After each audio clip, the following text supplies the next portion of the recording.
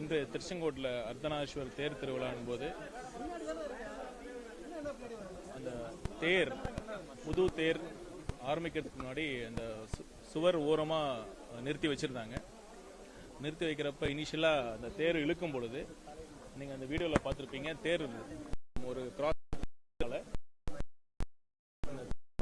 Right அந்த தேரோட சக்கரம் அந்த பக்கத்தில் இருக்கிற வாலோட ரொம்ப குறுகி போயிருச்சு.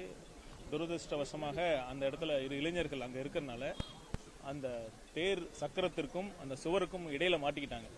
இப்போ என்னன்னா டக்குன்னு அவங்கள வெளியே எடுக்க முடியல. இப்போ நம்ம தேர் அங்கிருந்து நம்ம சொல்லியிருக்காங்க, மாட்டிக்கிட்டாங்க, கொஞ்சம் தேரை முன்னாடி நவுத்துங்க அப்படின்னு சொல்றப்ப உடனடியாக தேரை நவுத்த முடியாத சூழல்ல அங்க கொஞ்சம் டைம் இதாகிறதுனால அங்க நுரையீரலும் அங்க அப்டமன்லும் ஒரு கிரஷ் இன்ஜுரி ஆகி அங்க லங்ஸ்லாம் டேமேஜ் ஆகி அங்க எடுக்கிறப்பயே அன்கான்சியஸா இருந்தாங்க. போய் உடனடியாக திருச்செங்கோடு அரசு மருத்துவமனையில் முதலுதவிலாம் செஞ்சுட்டு திருப்பி சிகிச்சையாக குமாரமங்கலம் சேலத்திற்கு ரெஃபர் பண்றப்ப வர வழியில திருப்பி பேஷண்ட் கொலாப்ஸ் ஆயிட்டாங்க. கூடவே இந்த ஆம்புலன்ஸ்ல அட்வான்ஸ் லைஃப் சப்போர்ட் ஆம்புலன்ஸ் தான் நாங்கள் அனுப்பிச்சோம். கூட ஒரு டாக்டரும் ஒரு அனஸ்தட்டிஸ்டும் கூட நான் போக சொல்லிட்டோம். அவரும் கூட தான்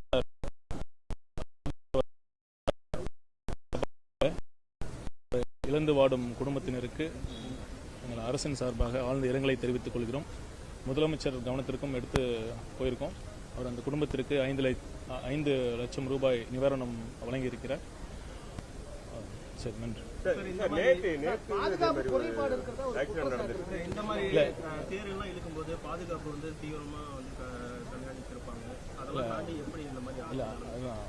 ஆக்சுவலா பாத்தீங்கன்னா தேர் இழுக்கிறப்ப அந்த சைட்ல வந்துட்டாங்க அந்த இளைஞர்கள் 2 பேர். அந்த ஆர்வம் மிகுதியில சைட்ல வந்ததுனாலதான் அந்த பிரச்சனையை ஒழிய, அதுவும் தேர் நேரா போயிருந்தா கூட இந்த விபத்து ஏற்பட்டிருக்காது. அது ஒரு பக்கமா வந்ததுனால ஒரு சக்கரம் இந்த சுற்றுச்சுவருக்கு ரொம்ப பக்கத்துல போனதுனால ஒரு நசுங்கி உயிரிழந்த சம்பவம் நடந்திருக்கு. மிகுந்த ஒரு வேதனைக்குரிய இதுக்கான கூடுதல் கவனம் செலுத்தணும்.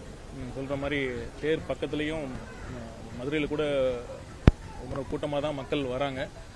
பாதுகாப்பு ஏற்பாடுகளை இன்னும் தீவிரப்படுத்தணும்னு முதலமைச்சர் சொல்லியிருக்காரு. வருங்காலில் இந்த மாதிரி விபத்து நடக்காம நாங்கள்